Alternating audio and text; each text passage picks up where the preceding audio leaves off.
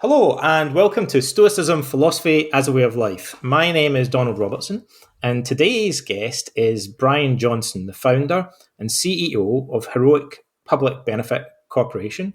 Brian is the author of a new book called Arete, Activate Your Heroic Potential. Hi, Brian. Do you want to say where you are at the moment and what it's like there? Donald, great to see you. I am in the country outside of Austin. It is early winter, and I am enjoying everything that's going on out here. How are you? I'm very well. I'm in Montreal. I was just saying earlier, we just, for the first time, got our first snow. And so I'm looking out the window, like it's like being a little bit like being in a snow globe at the moment. Um, so try not to be too distracted by the scenery while I'm talking. So let's get right into it then and talk about your new book, Arete. Like, do you want to just give us a quick overview and tell us what's it about? Yeah, the way I frame it up is, as tattooed my body with it, wearing the T-shirt right now, named the book. It's the one-word summation of my life's philosophy, having studied ancient wisdom, modern science, and trying to understand how to live a good life in the modern world.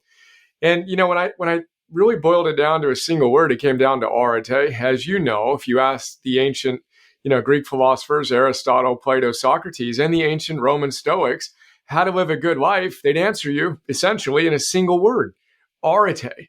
And again, as you know, we translate that as virtue or excellence, but I see that it has a deeper meaning, something closer to being your best self, moment Mm-hmm. to moment to moment.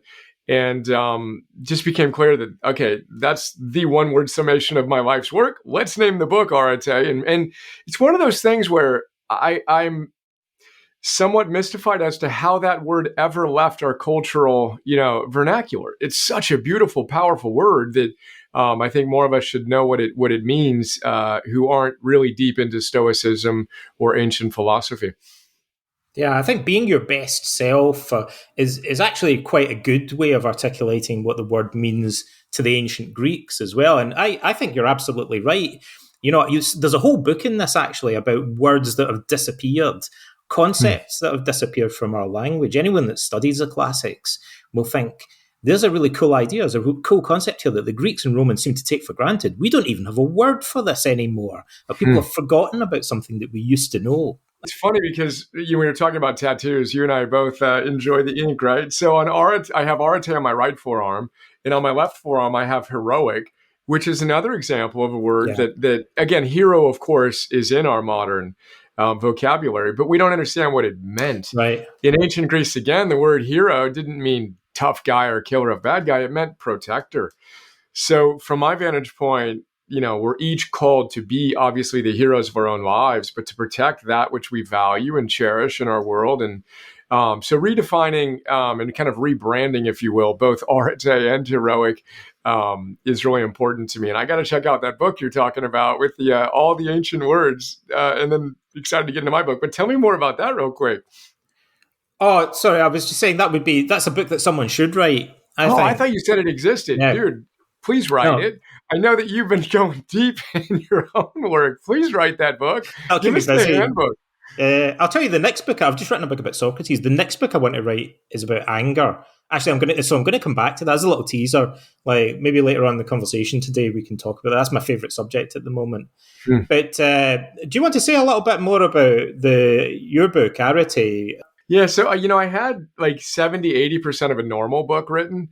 It was just, normal 250, 300 page, not to be pejorative, but kind of fluffy book, longer chapters and just the way a book is supposed to be written. And I got to that point and I realized this isn't the book that I Yeah, want to write, and my style is much more pithy, yeah. more wisdom in less time, micro chapters kind of idea. So long story short, I wound up writing a book with 451 micro chapters Yeah. organized around 7 objectives, which form the basis of our coach certification program and a lot of stuff we've scientifically studied. Um, and the idea being there's 451 degrees Fahrenheit that are Mhm. required to ignite a fire.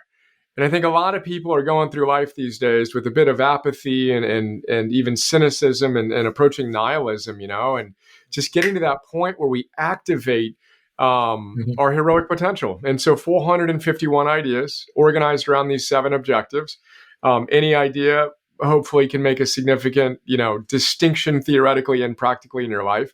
In an Mhm. aggregate, I hope can, we have a shot at helping you go to the next level and activating your best potential.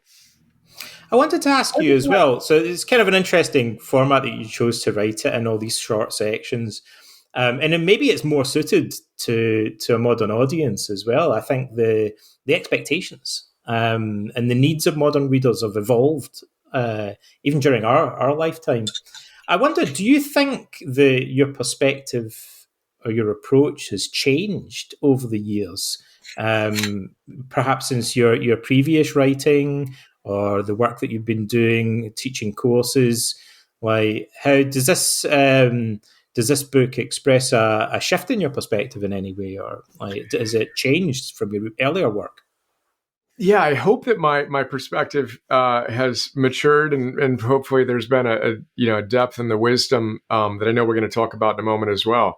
But it's really I've been talking about these ideas for a long time now. So with the coaches, we've worked with 10,000 coaches now from 100 countries, and um, we figured out a way to kind of integrate ancient wisdom and modern science with these 7 objectives, knowing the ultimate game. And I talk about, and you inspired me with the choice of Hercules. One of Mm-hmm. the micro chapters, one of several in which I reference you and your work, which has had a deep impact on my thinking. That choice of Hercules and knowing the ultimate game and how to play it well, and the fact this is a Mm-hmm. 2,500-year-old challenge, and then forging anti-fragile confidence is a big idea of mine that I'm excited about. But these are a lot of ideas that I've been exploring, and it's in many ways a curation of the best ideas. I Mm-hmm. reference over 200 different authors, hundreds of different books, and really just tried to create an integration of what I've been working on for the last 10, 15 plus years, really 20 years, in a way that's palatable, inspiring yet grounded and really practical, and as you know, rooted in ancient Stoicism. With and again, you're my main source of how Stoicism is modern cognitive behavioral therapy and all the things that work practically in the modern scientific approach. I think we're all kind of doing a similar thing in the sense that we there's a lot of really amazing stuff out there, and it kind of frustrates me in a way, or it almost saddens me to think that people don't know about it. I think that's when I first came to writing and teaching. One of the things that motivated me was wanting to just show people all this cool stuff like Marcus Aurelius and Epictetus and Seneca that I'd been reading. And then I realized, like it's not accessible to a lot of people, or they don't see maybe the relevance of some of the points. So kind of curating that information and parsing it and translating it into modern terms is something that I see you as doing. And I've spoken to a number of your students in various contexts, and I think you're doing a great job of introducing them, not just to Stoicism, but like you say, to some modern psychological research, to other stuff that you're deriving from the classics, ideas from Seligman and Aristotle, and all this kind of stuff. Um, it's a privilege in a way to be able to be the person that introduces a new audience to guys like Marcus Aurelius, don't you think? 100%. And then again, coming back to you, my main thing is moving from theory to practice to mastery.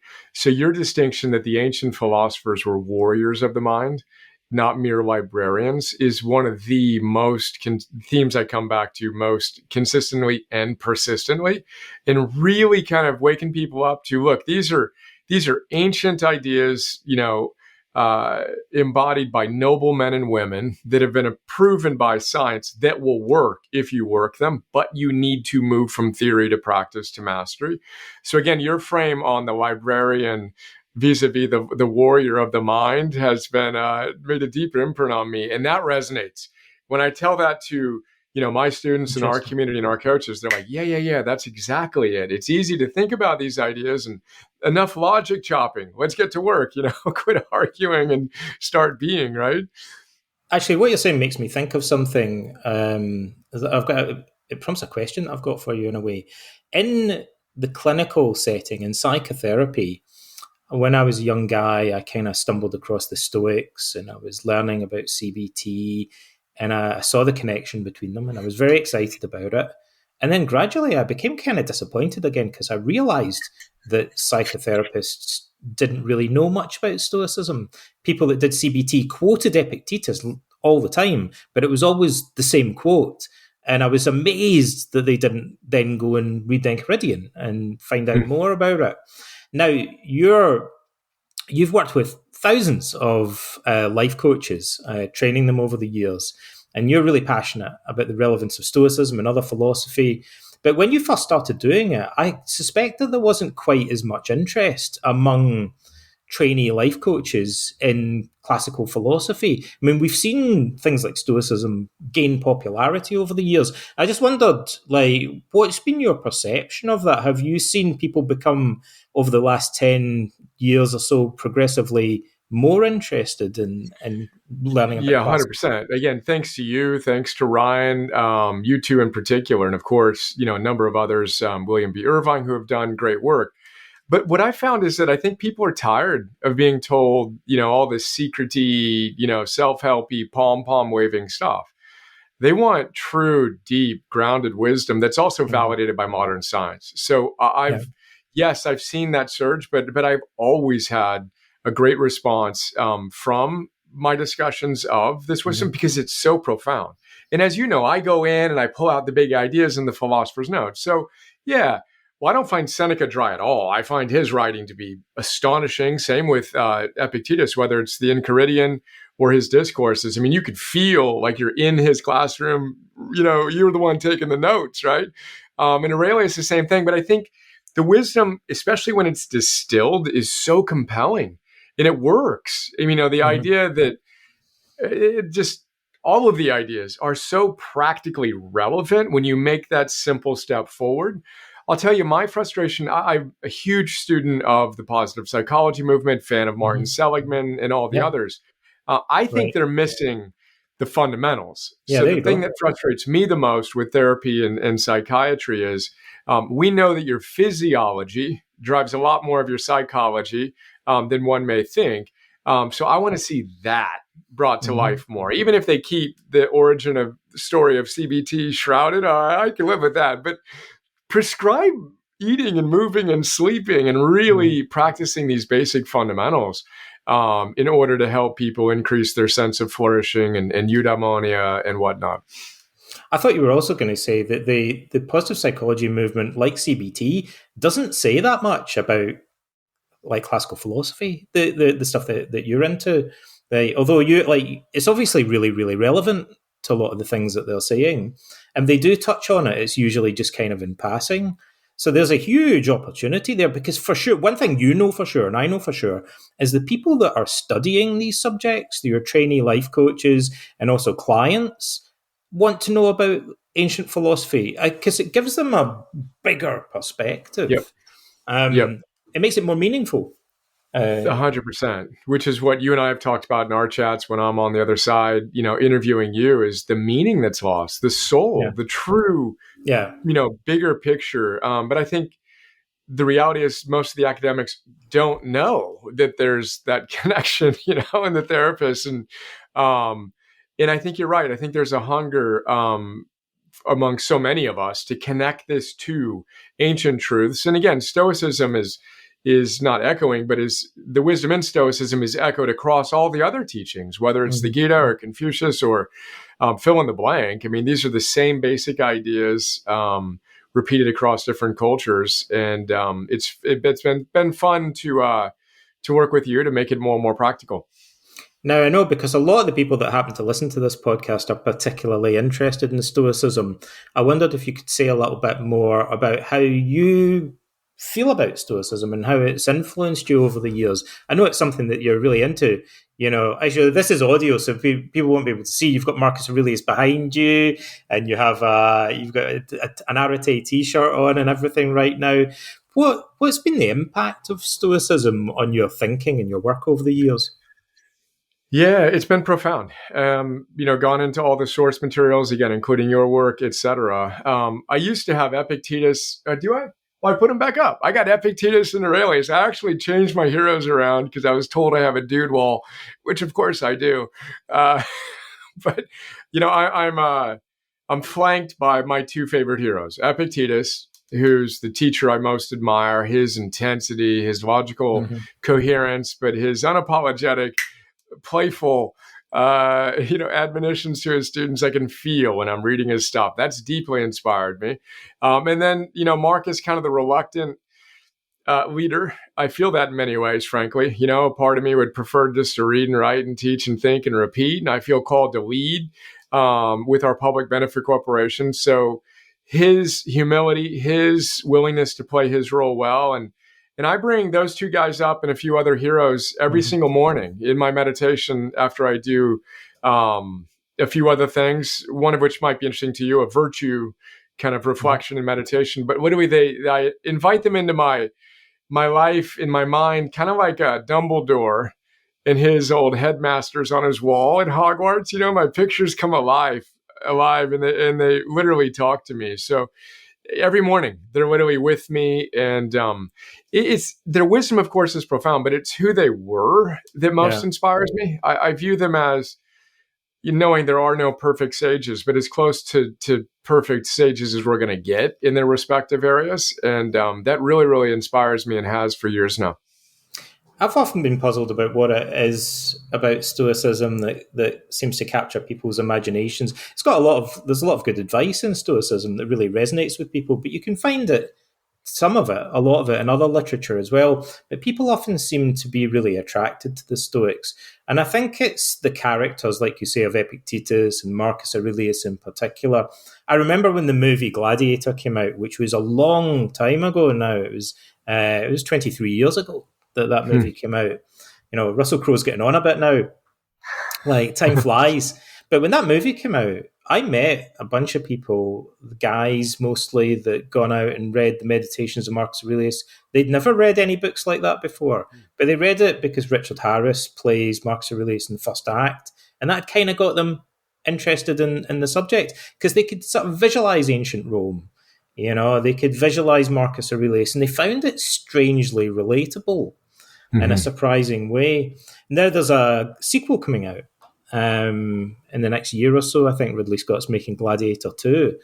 So fingers crossed, it might have some kind of references to Marcus Aurelius in it, or Stoicism. Maybe we'll see another wave of people Oh, becoming that'd be great. interested in the subject. It fires up their imagination, like you said earlier, in a way that maybe kind of academic discussions of the subject don't. Yeah. What interests me is it reaches a different demographic. There's people out there that some of these people would never pick up a self-help book normally, but they kind of became interested in history and the movies, and then that got them into the subject. I wondered, Like, like, do you think there's something about Marcus Aurelius and about Epictetus that kind of captures people's imaginations? Have you found that? yeah, well, I think it's a good point too, just to go back to your point about people who may not consider themselves students of self-help in quotes. And I Yeah. don't care for that phrase in general, but self-development is an ancient art. I mean, this, again, Mm-hmm. you elucidate that so beautifully in all of your work. This was a noble act. And so to make this process of striving to be our best selves in service to something bigger than ourselves, um, sexy, cool, something that people find attractive. Like when I bought Tony Robbins, I was 2 a.m., 25 years ago. I'm the guy at 2 a.m., not feeling it in my life, looking at the infomercial, and I get it. And I literally immediately took the personal power to put it into my luggage in a box in my closet. Nope, nothing's wrong with me. I don't have that. So how do we rebrand this process of striving to be our best selves? And I think that Mm-hmm. Aurelius and Epictetus and the Stoics, and then modern science as well, give us Mm-hmm. an opportunity to do so with integrity, with nobility, with a sense of purpose that doesn't have Yeah. um, the whatever you want to call it that often comes with the self-help stuff that can get Yeah. a bit ungrounded and can get a bit unscientific and get a bit too Mm-hmm. manicky. So I do think that there's an avenue that this work has provided, yours and mine, for people who don't associate with that and don't want to associate with that. And then again, you're How to Think Like a Roman Emperor. What a brilliant title! What a brilliant book, bringing the life of a great man to life. But yeah, I think that Seneca, of course, is the most in many ways, interesting character among the three, right? I Mm-hmm. wish we knew more about Musonius Rufus. I mean, I think about, wow, how cool that event to be there Yeah. with him, you know? But I think there's something about the classic nature of it in a world where everything is gimmicky and Yeah. extrinsic and not virtuous, that they just provide a ballast and a sense of meaning in their own embodiment of these ideals, right? Well, Freud's approach to psychoanalysis is kind of a big deal in 20th century history, but it only really flourished for less than a century, whereas Stoicism was a living, thriving cultural movement for round about 5 centuries in the ancient world. And then its legacy continued through Christianity and so on down through the centuries. So you're talking about something that kind of has a staying power. Like Mm-hmm. it was around for a long time. You also reminded me of something else, a bit of trivia. I saw a survey years and years ago that the BBC Radio conducted of books that people had bought or been given that they didn't read. Like, and the top five were dominated by self help books, right? Hmm. So I think a lot of people buy self help books, or they're given them at Christmas or whatever, and they just gather dust, right? They kind of like the idea of it, but they can't really be bothered doing the work Yep. or reading. It doesn't engage with them. I guess one of the things about Stoicism is that people like it's like going to the movies, learning about Marcus Aurelius and Epictetus. They feel a connection with these characters, and that seems to be a bit more engaged. There are stories Mm-hmm. like that capture their imagination that go with these classical texts. Now, you mentioned Tony Robbins and you mentioned positive psychology, and we've talked a lot about Stoicism. And I know that you have lots of different influences. So I just wanted to ask you about that. You know, what do you think your main influences are? What other influences do you have apart from the Stoics? Yeah, it's interesting because I've been thinking about my favorite uh, two heroes who are, as I said, Epictetus and Aurelius, as my teacher and kind of philosopher and CEO proxies. My two living equivalents are Phil Stutz as a teacher and John Mackey as a leader. Particularly, he founded and was the CEO of Whole Foods. Two personal friends of mine and mentors of mine, but Phil Stutz is by far the deepest influence on me. Phil's kind of, in many ways, a modern Epictetus, who, I don't know if you've seen the documentary He's a movie Stutz with star now. him.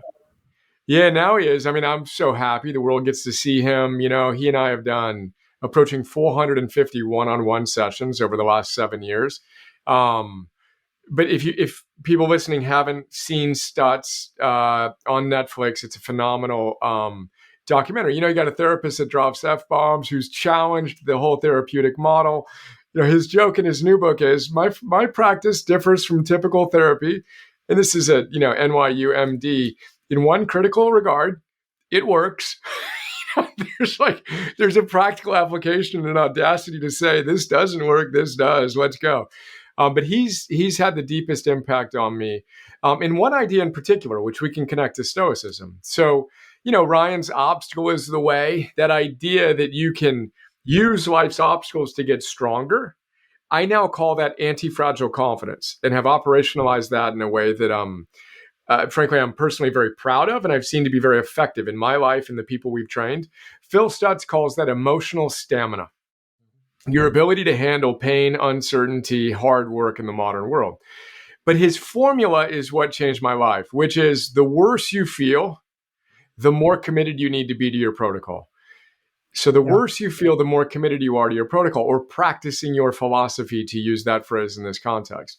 So I've translated that into anti-fragile confidence. But that one piece of wisdom, which sounds very obvious when I say it out loud, but if you actually move from librarian to warrior on that, and you truly use life's obstacles to become stronger, like you're going to the gym and lifting weights, things change significantly. And that's frankly the biggest thing I'm most proud of, again, in the book and the coach work we do and all that stuff.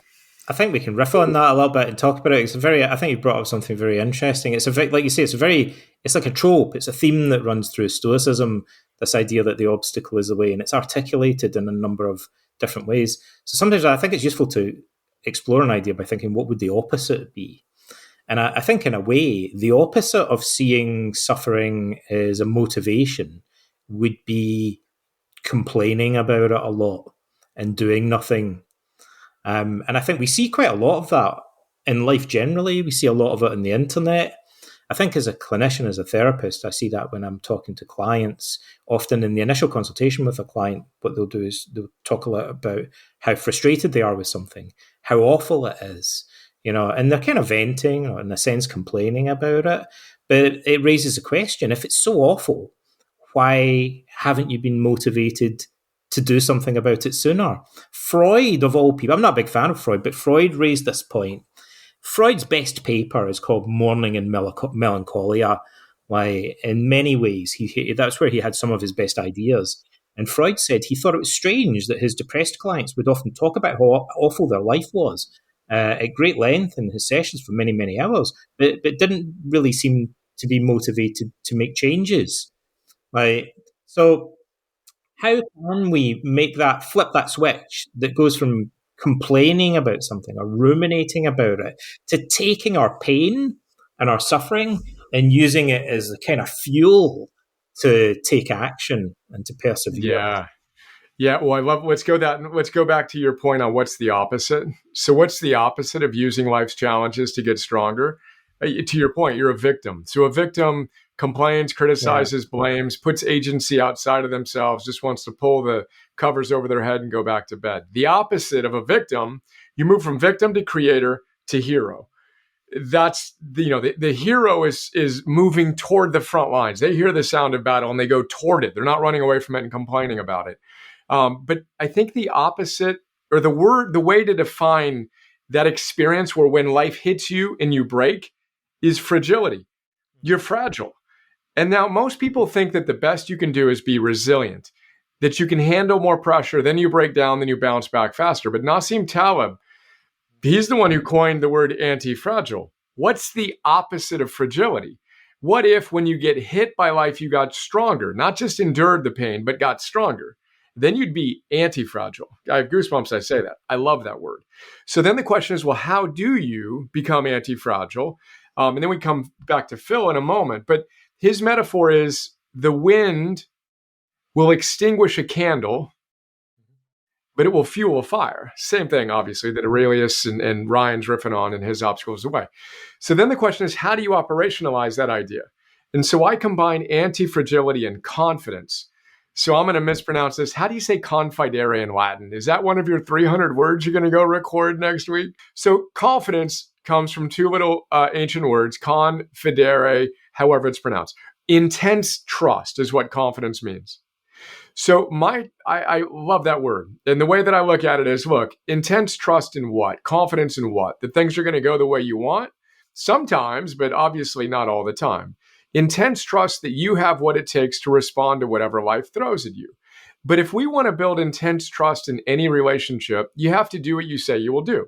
So if I didn't show up when we were scheduled to be here, you might give me one pass because we know each other. But if I don't do that again, you wouldn't trust me and you shouldn't trust me.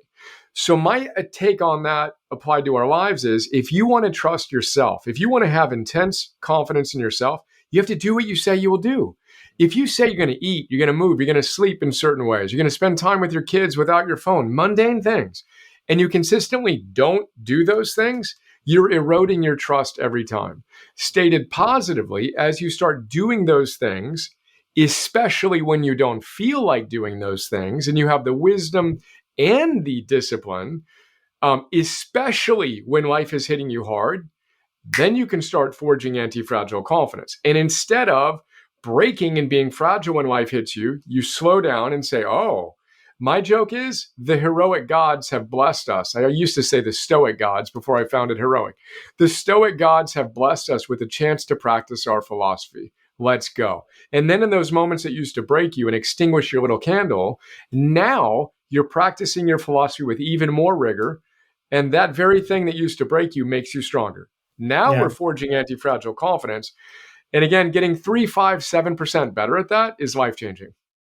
Literally, because now you're not going off the rails, doing all the vicious, in quotes, things that you know you shouldn't be doing.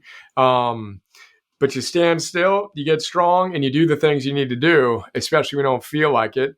That's the essence of anti-fragile confidence as I practice it and teach it.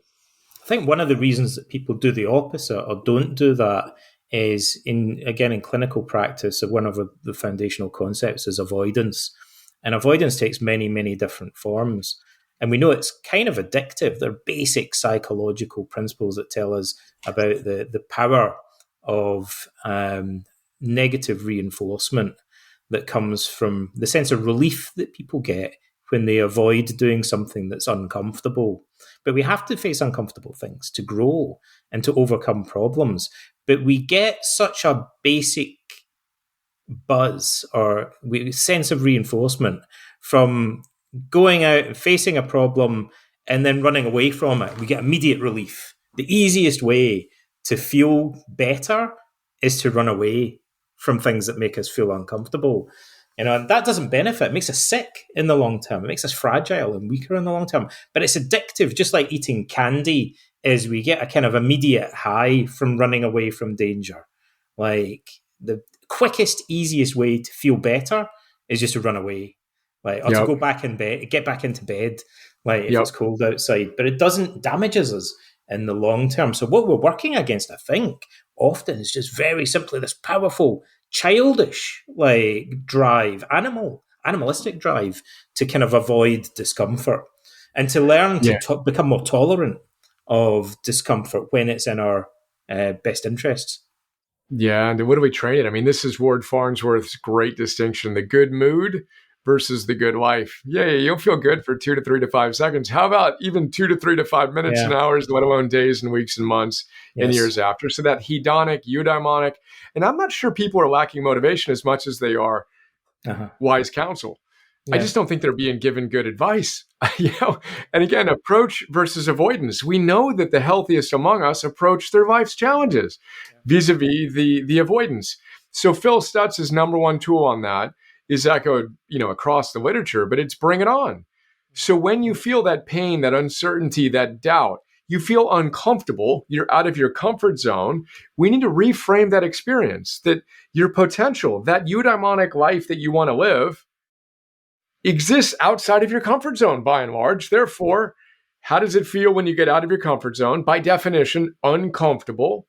So we need to take the truism of getting comfortable, feeling uncomfortable, and be warriors about it and actually practice when we feel that little niggle of discomfort. Say, wait, this isn't a sign something's wrong. Don't go numb yourself and avoid and retreat. Stand in it for a moment. And then we had talked about targeted thinking before we came on. So my approach practically is, in those moments, when you feel like retreating and numbing yourself, ask yourself what you want. Remind yourself of the ultimate game. To be a eudaimon, to be a successful, whole, flourishing expression of your best self. All right, well, if that's what you want, what specifically do you want in this moment? Oh, okay, you want to achieve this success in a relationship or business or health. Perfect. Get clarity on your target, channeling our ancient patron god of philosophy, Apollo. Take clear aim, we're teleological. And then what specifically do you need to do right now in order to be in integrity with that and have the best opportunity to hit that target? So translating these ideas into practical use, I think, is, again, what I admire in your work and what I aspire to do. But we all know that temporary alleviation of pain leads to more pain. We just haven't been taught, I don't think, how to effectively address it in a reliable, believable, concrete way. We're just given more numbing agents in the form of, and again, there are times where it's appropriate to take different medications to deal with psychological challenges, but by and large, we're not, I don't believe, taught how to deal with it and construct that self that can handle any of life challenges. Yeah, we're prone to taking the easy way out in many cases where it's not the best option for us. You remember what you said about Ward Farnsworth reminded me of something that Albert Ellis used to say that I always liked.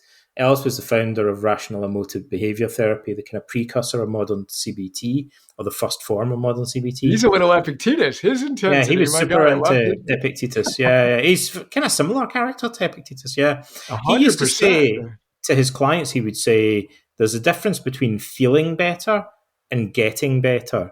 And so clients in therapy all the time will talk about stuff that they do that makes them feel better. Hmm. Somebody who's got social anxiety might say they can, take a couple of shots of whiskey and it makes them feel better. But then the therapist might say, sure, it makes you feel better, but are you actually getting better? Hmm. Like, is it helping your problem? And then the client often looks a bit confused. Yeah, but it makes me feel better when I do that. And the therapist might say, well, how come you're here in the consulting room having therapy then? Like, it's from what you've told me, it sounds like your problem's getting worse over time. Even though you're doing all these things that you say make you feel better, you're also telling me that your problem's getting worse. It's not helping you to actually get better. Right? And sometimes you might have to do things that temporarily make you feel worse or make you feel uncomfortable in order to actually get better. And that would often mean confronting things that Hmm. you've been avoiding in the past. You mentioned targeted thinking as well, though, and the archer god Apollo came up. I noticed at the beginning of the book you talk about targeted thinking, and it seemed to be a kind of springboard for the rest of what you were talking about in the book, or fundamental to some of the things you went on to say. Could you say a little bit more about what you mean by targeted thinking and why it's so important? Yeah, it's influenced by a number of different teachers. The idea Aristotle proposed that we're teleological, telos, of course, being targets. So happy people, flourishing people have clear targets. And then to go back to the victim vis-a-vis creator and hero shift. David Emerald wrote a great book called "The Power of Ted" on the triad of being a victim, a persecutor, and a rescuer, etc. But he made a great point that the easiest way to shift from a victim who's complaining and criticizing and gossiping and whatnot to a creator, to a hero, as I would put it, is ask yourself a simple question: what do I want? So in any situation where we find ourselves complaining, first of all, recognize you're giving up your agency. Complaining is not helping you solve whatever problem you have. The fastest way to solve that problem is to identify what the problem is by asking yourself, what do I want? And there are very few situations in which the answer to the question, what do I want, is to complain and to feel, like I don't have power or any ability to affect this situation. So I find that simple question, which is the first step in targeted thinking, after radically accepting, or the art of acquiescence, as the Stoics would say, what is. You can't change that, full stop. Obviously, rule number one. What is happening right now is happening right now, or has happened. You now have a choice to decide whether or not you will take control of your thoughts and behaviors. And I find that this simple process of accepting, the art of acquiescence, setting a clear target by identifying what you want, then asking yourself, well, what might I be able to do right now to move toward that target? And then doing it, getting the data and repeating, is a way to reclaim agency, to joyfully enter that discomfort zone, and again, to practice our philosophy. And what's more powerful than the rule number one of Stoicism? Accept, and then decide how you're going to frame up, think about, and then respond to via your actions, whatever life is presented to you. And you better be at your highest and best the more challenges you're facing. It's a hero's journey 101 too. A hero is supposed to face dragons, not sidestepping lizards. So when we embrace the fact life is supposed to be hard, and then we use those challenges to get stronger as we practice our philosophy, everything kind of slides in. But targeted thinking is a way I frame that up. Personally, I tell the story with my son. It's what I come back to more often than anything else. I borrow the term sometimes from Aldous Huxley and say, I call this a kind of perennial philosophy. We keep coming back to it, like throughout the ages, because it's something so fundamental about this wisdom. In a sense, it should be obvious. It should almost, in a sense, be common sense. It's so basic, it's so fundamental. It's kind of recurring perennial philosophy. And I wanted to build on that by asking you, like, let's dig a little bit deeper into the role of philosophy in the work that you do. You talk quite a lot about wisdom, and it's one of my favorite words. I often, particularly when I'm talking to kids, or to anyone really, I'll often ask people, how would you define what you mean by the word wisdom? You get some interesting answers when you ask Hmm. children that question. And what's an example? Is this character in this movie wise or unwise? What did they do that was wise? And I know it's something you've thought about a lot. I wondered if you were to try and define what wisdom means to you, Brian, how would you put that into words? What a great question and frame. And I immediately think of another word, that philosopher. What a beautiful word, a lover of wisdom, this passionate pursuit of wisdom. I think in its simplest frame for me, it's knowledge of how to live a good life applied. So that sense of how to live a noble life and an ability to do so would be the embodiment of wisdom. But then I also like to think of the cardinal virtues a lot, and the virtues that science has shown are most highly correlated with flourishing in eudaimonia. So wisdom, I take temperance and I redefine it as discipline or self-mastery. And then I take justice, and when I study the ancient Stoics, I see love ultimately. Justice is a very tepid word for a deep commitment to something bigger Yeah. than ourselves. So wisdom, discipline, love, and then courage, of course. And then I Mm-hmm. bring in the scientific virtues: gratitude, hope, curiosity, zest, and love again. And to me, Mm-hmm. wisdom is knowing which of those virtues is called for in any given situation. Mm-hmm. Where you may need to find that virtuous mean, a little bit too little of this, a little bit too much of that. And it's the expression of the virtue in the moment that is most needed from you in order to close the gap so you can live with Arete such that you can experience Yeah. that deep sense of eudaimonic joy. I love Musonius Rufus's take on it. Which is more important, theory or practice? Well, you need the theory. You got to know the basic framework. But clearly, once that's established, we need to practice these ideas. To me, that's the philosopher. That's the activated, passionate, grounded practitioner of these ideas, who is a warrior of the mind. Anything short of that is foolish. It's not wise. And that's exciting. Again, this is different than self-help, because Mm-hmm. we're not chasing the latest real estate fad and talking about all the ways we can get rich quick and get the abs and all those things per se. We're going after the ultimate game, and the rewards are instant. The moment we close that gap and live with virtue and express our best selves, we don't need to wait for the extrinsic stuff. We've won.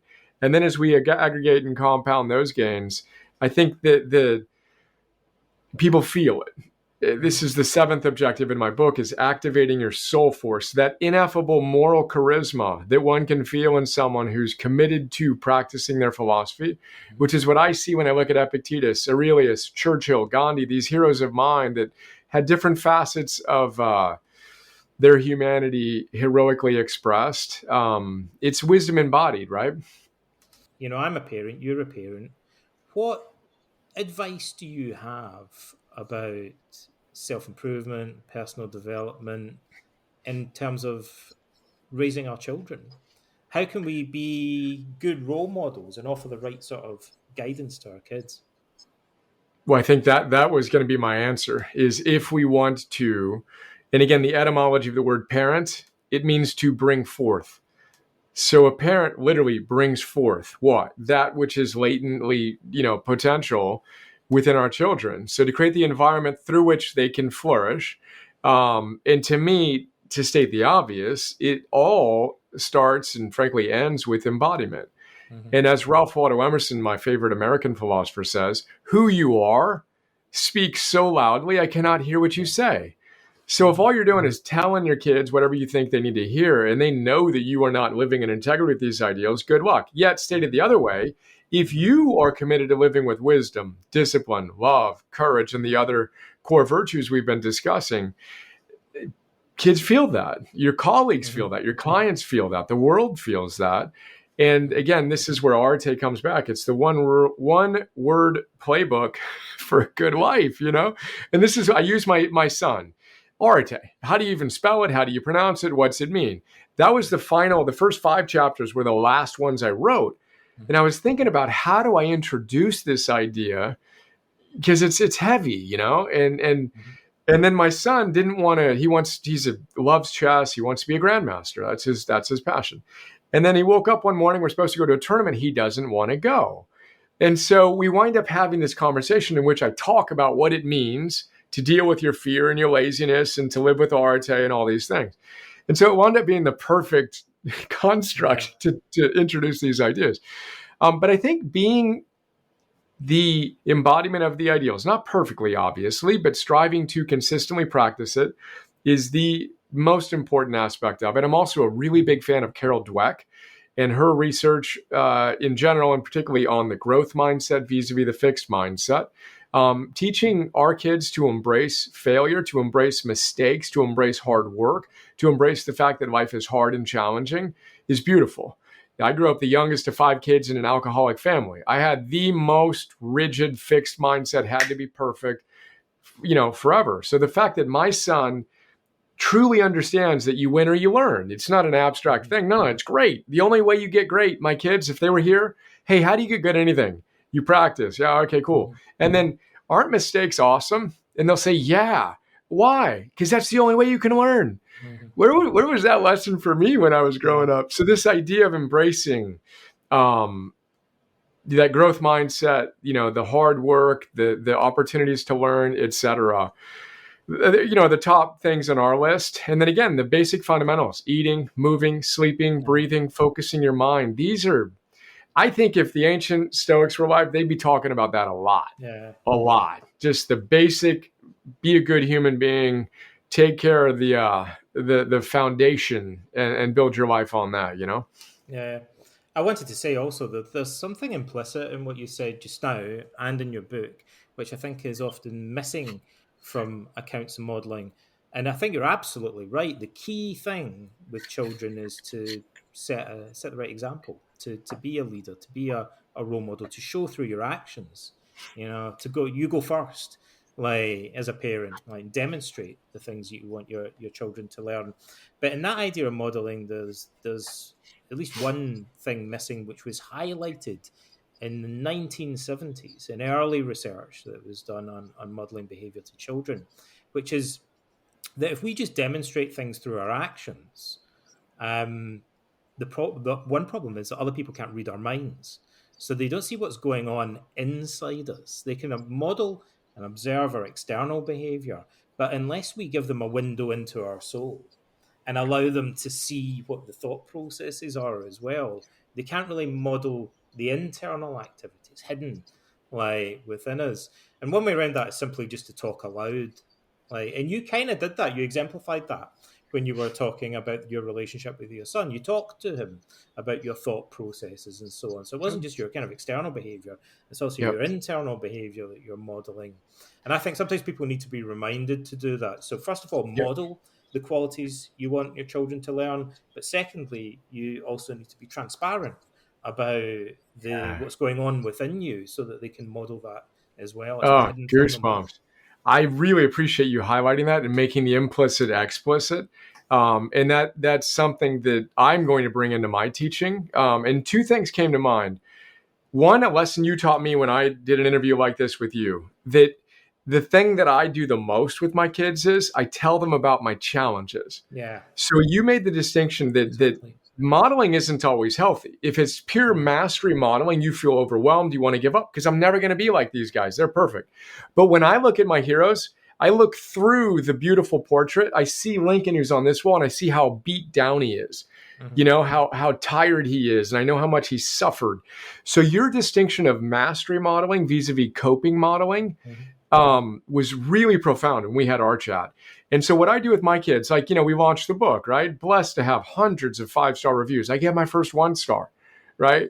And I immediately go through the cycles of author shame, of, oh my God, I suck. Wow, that and this. But then I literally went out to the living room and I told my wife and I joked about it, and then I told my kids, how do you think I felt? And how do you think I feel in my body right now? And then they thought about it and they said, well, and what emotions do you think I'm feeling? Well, you probably feel sad and you feel that in your body in this way. And you probably feel angry. And they were so amazingly attuned to exactly what I was experiencing because we've done the reps to let them into my head. Carol Dweck says, anytime you face a challenge, she literally says, physically rub your hands together and say out loud, I love challenges. This is hard. That's awesome. I've said that an obnoxious number of times to my kids and it never gets old. So now my son's playing chess. This is hard. This guy's great. Awesome. This is so good. It's a really beautiful thing to to strive to practice it humbly yet as well as we can, and then share our own challenges. When I eat the things I know don't work for me and I'm feeling tired, I say, remember when I was eating those things that you know don't work for me? Yeah, I felt this way. Then they're making the connection in their lives, and it's a beautiful co-creative culture that we've created. Yeah. I think like it would be like if you were trying to get from A to B and somebody just showed you photographs of what it was like at B. Like, it's really cool here. Like, this is what it's like when you eventually get here. That's what mastery modeling is kind of like. This is what's waiting for you when you eventually get to point B. And you might think, yeah, but how do I get there? Like, you're not showing me the path that lies in between. And so coping modeling is more like saying, okay, wait, as soon as you step out your front door from point A, you need to turn left, right? Yeah, And then right, and then left. This is how you actually get through the maze, like through the labyrinth to get to point B. And this is how cool it is when you eventually get there. We, yeah. we kind of we kind of need both. We need the path and some kind of taste of the Well, destination as let's well. let's bring it back to Stoicism. So then, what I love about the Stoics vis-a-vis the Sophists of their Mm-hmm. era, right? And Epictetus, when you're done with one of his lectures, you should feel like you left a hospital, not a Yeah, spa. So you leave in staggered what after a Stoic talk, whereas you give a round of applause to the speaker that made you feel so good about your life. But I love Seneca's. No, I'm in a hospital bed next to you. yeah, And maybe I've taken a step or two in a different direction, and maybe I'm even a step or two ahead. But I'm not on a soapbox up there. I'm in the same hospital as you that is life. And let's talk together about what we've learned and that humility, that um, playfulness, and the true grounded wisdom. I'm not trying to impress you with X, Y, and Z. It's hard. This is what's worked for me, what's worked for you. And that, again, the coping slash co-creative, whatever you want to call it, I think is a beautiful model that they demonstrate that is missing often, I think, in our Instagram happy photoshopped yeah. world. I think the sophists were kind of like an echo chamber, like the internet risks becoming today. They made a living out of winning the most applause and telling people what they wanted to hear. And then the philosophers like Socrates said, we have to tell people when they're wrong if we're Hmm. actually going to benefit them. We've got to point out their contradictions and the mistakes, and that's it's painful to Hmm. have your mistakes pointed out. But that's we have to be able to tolerate that pain and that discomfort if we want to Hmm. correct our mistakes and to improve. And I guess that leads me on to another question. I said earlier that my one of my hobby horses, one of my favorite subjects is anger. I think of it as one of the biggest challenges that people face. Actually, I like to call it the royal road to self improvement, for the following reason. There are three main categories of negative emotion that people experience, broadly speaking. We usually talk about anger, fear, and sadness very simplistically in therapy. And people who are frightened or anxious uh, tend to seek help. Usually, they're quite motivated to come to therapy, broadly speaking. And people that are sad or depressed usually are motivated to seek help and come to therapy. But anger, the third main category of negative emotion, angry people are therapy dodgers. They tend to think everybody else needs to be in therapy. It's you guys that have all got a problem. And so angry people typically don't self refer for therapy. They end up in therapy because someone else refers them. It'll be their wife or their husband, or they'll be in an institution like a school or a prison or the military, and someone else will say, "Hey, you've got an anger problem, buddy. Like, you should really go and see someone about that." But angry people typically don't, or there's a self righteousness about it. And that's why I think it's the royal road to self improvement, because it's, in a sense, our biggest self improvement blind spot.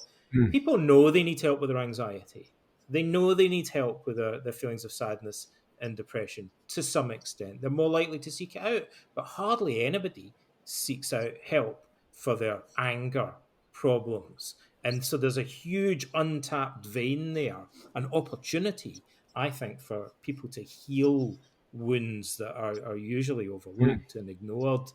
And so that's why I think it's such an important subject to talk about. And it was very important to the ancient Stoics. As you know, we have a whole book by Seneca on the subject. I wondered if you have any thoughts about anger. What do you see as the problem of anger, and what do you think the solution is?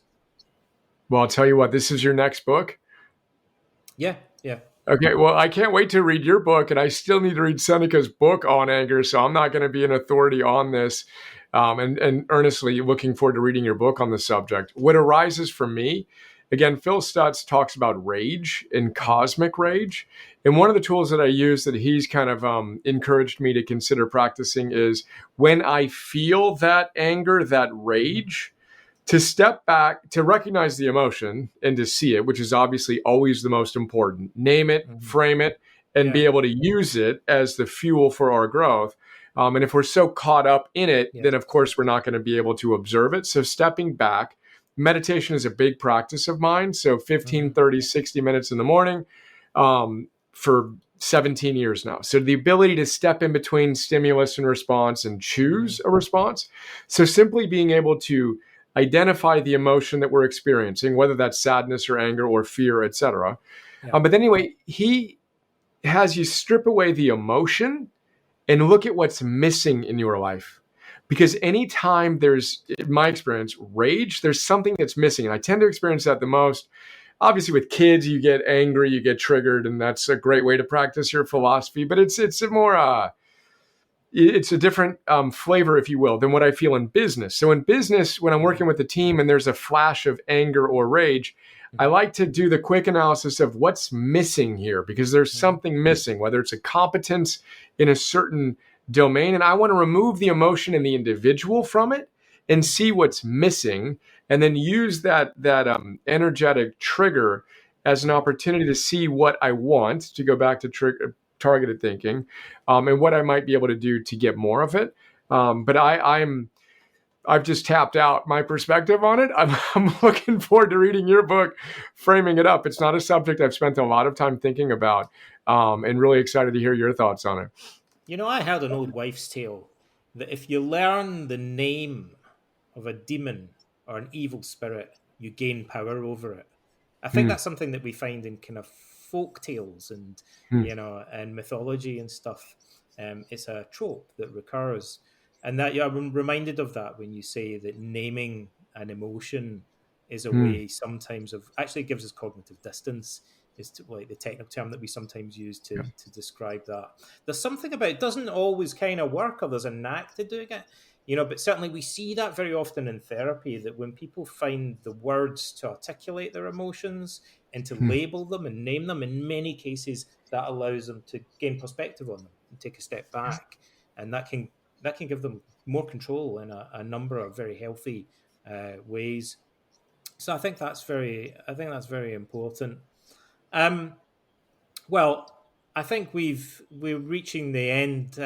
We've covered quite a few different topics today, and it's been a fantastic conversation as usual. I just wanted to wrap things up by asking, sometimes I say to people, where should people go if they want to learn more about what you're doing or what are you doing next? And I feel with you that's a bigger conversation because you're doing lots of things and you've got lots of resources available for people to check out. So I wanted to give you a chance to talk a little bit about that. What should people do if they want to find out about the work that you're doing? You've got the book that's just come out recently. That's now available online. What about your heroic? Do you want to tell people a little bit about what you do and how they can find out more? Yeah, I appreciate it. And you, Arete, again, you can buy that anywhere you buy books. And then Heroic is the app that we've developed and a coaching program that we've developed. So heroic.us is the web. You can find the app in your iOS and Android app stores. Just search Heroic, the training platform. And we have a lot of theory in which I distill, several of your books, Donald, and excited to read the one on anger, etc. Dozens of the classics in Stoicism and modern science into quick summaries. And then we've got a practical tool integrating a lot of the ideas of setting a clear intention and being your best self. And then we've got our coach program, which frankly is what I'm most excited about right now. I think this is the biggest opportunity for us to make an impact in the world. You can learn more about that at heroic.us/coach. So again, integrating ancient wisdom, primarily Stoicism and modern science and practical tools to change your own life. And I think we're the only coach certification program that actually requires you do the things we talk about, that you are a warrior of the mind. And again, we talk about that all the time in order to get certified. But we've been blessed to work with people at some of the highest levels in the military, sports, and the corporate world. And then, half the people that go through it just want to improve their lives. But that's heroic.us/coach. And a ton of other things. But those are the big ideas. And I just appreciate you. I've gotten so much out of our connections like this and out of your work. And just really looking forward to Deo Volente, fate permitting, the years and decades ahead of continuing to do great work together. Well, likewise, that's been fantastic. And I think another fantastic discussion. So thanks again, Brian, for joining me today. We hope that everyone listening enjoyed the conversation as much as we did having that conversation. Please, everyone, share the link with your friends and subscribe to the newsletter, to Stoicism, Philosophy as a Way of Life on Substack for more podcasts and articles about philosophy. Check out the Heroic app, Arete, Brian's website. Thanks again for listening, and it's a goodbye from me, Donald Robertson, and from my guest, Brian Johnson.